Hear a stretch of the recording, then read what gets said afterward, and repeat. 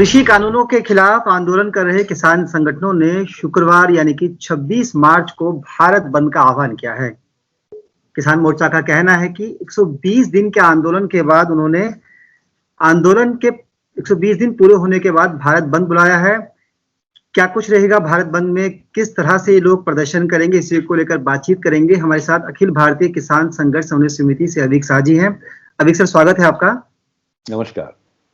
120 दिन की आपकी लड़ाई हो चुकी है, कहां तक पहुंची? पहला सवाल तो यही है, क्या कुछ हासिल किया या अभी भी नब्ज टटोलने की कोशिश कर रहे हैं?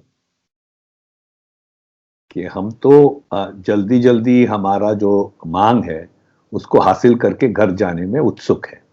120 दिन बीत गया, आप खुद ही बोले हैं।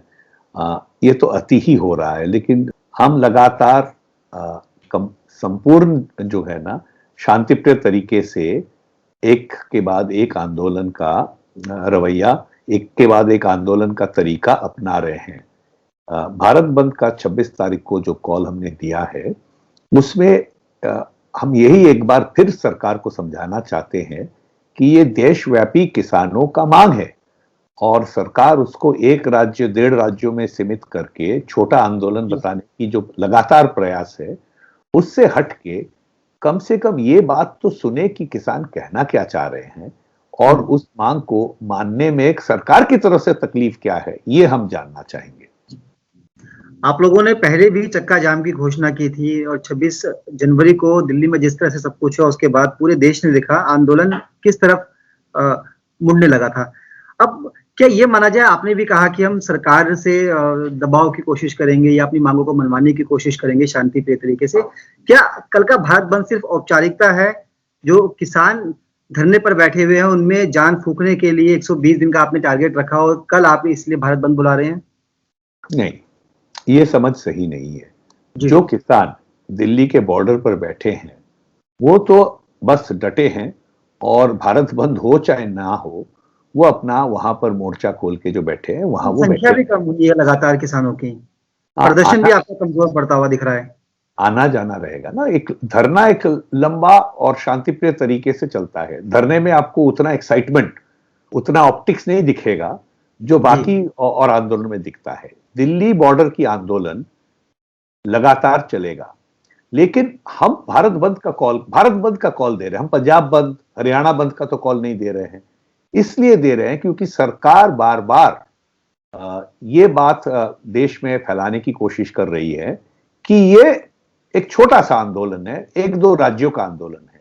भारत बंद ये प्रमाण करता है कि नहीं जी, देश भर के किसान इस कानूनों से, इन 3 कानूनों के खिलाफ हैं। और भारत बंद, आपने पूछा कि प्रतीकी है या कहां कहां क्या हो पाएगा। देखिए, चुनावी राज्यों में तो भारत बंद करना अनुचित होगा। जैसे मैं अभी इस वक्त बंगाल से बोल रहा हूं, इसमें भारत बंद हम नहीं करना चाहेंगे क्योंकि हम चुनाव प्रक्रिया को डिस्टर्ब नहीं करना चाहते हैं। लेकिन कर्नाटक में चुनाव नहीं है, वहां पर भारत बंद बहुत अच्छे तरीके से होगा। तो कुल हमारे पास जो कमिटमेंट्स आए हैं उसके अनुसार करीब 1,500 से 2,000 जगह पर बंद एकदम पूरा शक्ति के साथ बंद पालन होगा। अब कुछ जगह पर दिन भर की बंद होगी, कुछ जगह पर घंटों भर की बंद होगी, लेकिन बंद का मैसेज जो है वो सरकार को हम देके ये एक बार फिर साबित करना चाहेंगे कि देश भर के किसान इस कानून के खिलाफ है। अविक सर, भारत बंद में क्या क्या चीजें बंद है, क्या टाइमिंग है, किन किन सेवाओं को आप लोग प्रभावित करने वाले हैं, आम जनमानस कैसे आपसे कनेक्ट होगा? हम लोगों के पास ये प्रचार किए हैं कि ये 3 कानून सिर्फ किसानों के खिलाफ नहीं है, इस देश के खाद्य सुरक्षा के खिलाफ भी है। जो 70-80% जनता जो है वो तो राशन के ऊपर, पब्लिक डिस्ट्रीब्यूशन सिस्टम के ऊपर निर्भर करके अपना पेट पालते हैं, तो उनकी भी भविष्य इसमें लिंक्ड है। रही बात बंद कैसे होंगे, वो अलग अलग राज्यों में अलग अलग तरीके से होंगे। जहां पर वो प्रभावी होंगे वहां रेल भी बंद होगी, सड़कें भी बंद होगी, और जहां पर प्रतीकी होंगे घंटा 2 घंटा की, वहां सड़क, रेल, सब तरह की बंद हम करने की कोशिश करेंगे। लेकिन एक बात स्पष्ट रहे, हम लोगों को तकलीफ देके, आम जनता को दुख दे के, तकलीफ दे के हम कोई बंद पालित नहीं कर रहे हैं। हमारा बंद जैसे बाकी सब आंदोलन था वैसे शांति प्रिय होगा और हम जनता को साथ लेके ही ये बंद की घोषणा करेंगे और करेंगे। जब आप लोग सड़क और रेल को बाधित करेंगे तो निश्चित तौर पर लोग तो प्रभावित होंगे ही। क्या दुकानें और डेयरी उद्योग इनको भी कल बंद में शामिल करने की आपकी बात है? इसके साथ साथ ये भी सवाल है, क्या आपको समर्थन मिला है दुकानदारों से, मार्केट एसोसिएशन से? किसान आंदोलन को ट्रेड की तरफ से, इंडस्ट्री की तरफ से, श्रमिक संगठनों की तरफ से पूरा समर्थन मिला है जी। लेकिन हम चाहते हैं हम इस बंद को बलपूर्वक जो है एनफोर्स ना करें, हम करेंगे भी नहीं। हम चाहते हैं लोग स्वतःस्फूर्त इसमें जुड़े और मैं यदि किसी कोई दुकानदार है उसको लगे कि किसान के पक्ष में मैं खड़ा हूं तो वो खुद ही दुकान को बंद रखे। बाकी पॉलिटिकल पार्टीज की बंद जो होती है, किसान संगठन की बुलाई हुई बंद उस स्ट्रक्चर में, उस ढांचे में नहीं होती है। इसमें लोग जुड़ेंगे तो बंद सक्सेसफुल होगा, लोग नहीं जुड़ेंगे तो बंद सक्सेसफुल नहीं होगा। हमारा समझ है कि लोग इसमें जुड़ेंगे। जी, आप बंगाल से हैं और 27 मार्च को बंगाल में वोटिंग की तैयारी है लगभग।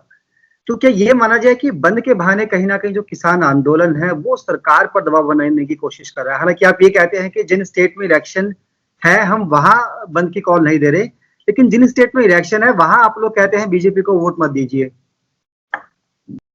इसमें कोई लुका छुपी की बात है नहीं। हम स्पष्ट खुले सर, सवाल ये था, क्या किसान आंदोलन का मंच एक राजनीतिक मंच बन गया अब? नहीं, किसान आंदोलन एक राजनीतिक पार्टी के साथ लड़ रही है। वो पार्टी ने सरकार बनाई है, वो सरकार ने 3 काले कानून लाए हैं। तो किसान आंदोलन ये 120 दिन के बाद उनको ये समझ में आया कि ये पार्टी जो है ये सिर्फ वोट और सत्ता और सीट समझती है। इसको सबक सिखाने के लिए, इसको कम से कम नेगोशिएशन टेबल पर लाने के लिए आपको वोट पर चोट उनको देना पड़ेगा। जहां वोट नहीं है वहां भी हम प्रचार कर रहे हैं, धरना मंच खोलो, जुलूस निकालो। अब जहां वोट है वहां जनता को हम बोल रहे हैं भैया ये पार्टी किसान के खिलाफ है, विरुद्ध है, आप इसको कृपा ना जिताएं, ताकि इसको कम से कम ये समझ में आए कि लोग हमें समर्थन नहीं कर रहे हैं। तो हम इसलिए बातचीत तो एक तरफा नहीं होगी। सरकार ने कई बार आपसे बातचीत की, बुलाया, बिठाया, आपसे भी प्रपोजल मांगे, लेकिन सरकार कहती है कि वहां पर कोई समाधान नहीं निकल पाया और इसीलिए आप लोग अभी भी आंदोलन कर रहे हैं। क्या 26 के बाद भी आप लोगों ने 28 मार्च के लिए रूपरेखा तैयार की है? खबर यह है कि 28 मार्च को होलिका दहन पर आप लोग जो नया कानून है उसकी कॉपीज बंद करेंगे? जी, हम लगातार जो भी, जैसे मैंने कहा, लोकतांत्रिक प्रक्रिया से और शांतिपूर्वक प्रतिवाद करते रहेंगे जब तक सरकार बात सुनती नहीं है। सरकार ने हमें 11 बार बुला के मीटिंग तो कर लिया, लेकिन मन खुल के आप बात नहीं करेंगे, आपका नियत यदि समाधान का नहीं है तो आप 11 क्यों, 110 बार मीटिंग कर लीजिए। हम सरकार को यह सवाल किए हैं और जवाब अभी तक प्रतीक्षित है कि आप इन कानूनों को रद्द क्यों नहीं कर सकते हैं। यदि आप 43 श्रमिक कानून को एक झटके में रद्द करके 4 कानून ला सकते हैं, 4 कोड ला सकते हैं, तो जो कानून किसान के लिए आपने बनाया और किसान को पसंद नहीं है उसको रद्द करके किसानों के साथ बैठ के नया सिरे से कानून बनाने में दिक्कत क्या है? दिल्ली को लेकर कुछ खास तैयारी आप लोगों ने की है? 26 जनवरी को जिस तरह से देखा गया दिल्ली के अंदर जो कुछ हुआ, उसके बाद क्या दिल्ली में कल कुछ बड़ा होने वाला है या यहाँ भी शांतिपूर्वक तरीके से आप लोग प्रदर्शन करेंगे, भारत बंद करेंगे? शांतिपूर्वक रहेगा। 26 जनवरी की जिक्र आपने किया, मैं बार बार ये कहते आया हूं कि आप किसी को भ्रमित करना चाहे और किसी को दोषी बनाना चाहे तो आपके पास पूरा तंत्र है। वो मार्च कैसे लाल किला पहुंची इसका जवाब तो दिल्ली पुलिस एक ना एक दिन देगी। हमारा शेड्यूल्ड मार्च बिल्कुल शांतिप्रिय था और ना इसका प्लानिंग सिर्फ शांतिप्रिय था, उसका एग्जीक्यूशन भी शांतिप्रिय था। लेकिन उसमें तो आपके लोग शामिल थे ना, जिस तरह से बाद में गिरफ्तारियां हुई, बयान सामने आए, लिंक आपस में जुड़े हैं, तो इसमें सिर्फ बदनाम करने की बात कहना तो एक तरफा ही हो जाएगा अगर आप कहेंगे कि हमको बदनाम किया जा रहा है। ऐसा नहीं है कि सब कुछ ब्लैंक था। नहीं मुकेश जी, हम एक तरफा तो बात कहना ही नहीं चाहते, उसमें कोई समाधान कभी होता ही नहीं है। मैं ये कहना चाह रहा हूं कुछ लोग तो बदमाशी के लिए लाल किला जरूर पहुंचे होंगे, वो किसान आंदोलन के साथ, संगठित किसान आंदोलन के साथ जुड़े हुए नहीं हैं। और कुछ किसान सचमुच लाल किला पहुंच गए, लेकिन गलत रास्ते से पहुंचे। उनको जो रूट दिया गया था, उस रूट में जहां लाल किला में रुकावट थी, उसको खोल के लाल किला के ओर धकेला दिया गया कि उस तरफ जाओ भाई। अब वो पहुंच गए तो देखे लाल किला आ गए। तो ये एक साजिश है।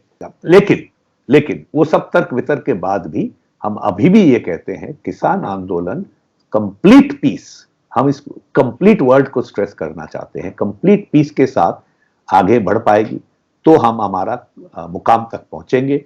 यदि बीच में कोई भी झड़प होगी, सरकार के साथ कुछ भी हाथापाई होगी, वो किसान आंदोलन के खिलाफ है और नेता कभी ऐसा सुझाव नहीं देंगे, ऐसा काम नहीं करेंगे। चलिए सर, 27 मार्च को बंगाल विधानसभा चुनावों के पहले फेज की वोटिंग है और इससे पहले किसान आंदोलन ने भारत बंद का आह्वान किया है, जो आजमाइश दिखाने की भी कोशिश की जा रही है।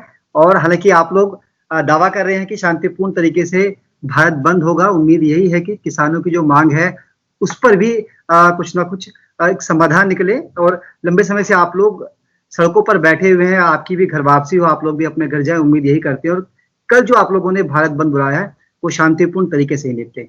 बहुत बहुत शुक्रिया अविक सर, बातचीत के लिए अपने समय दिया। शुक्रिया।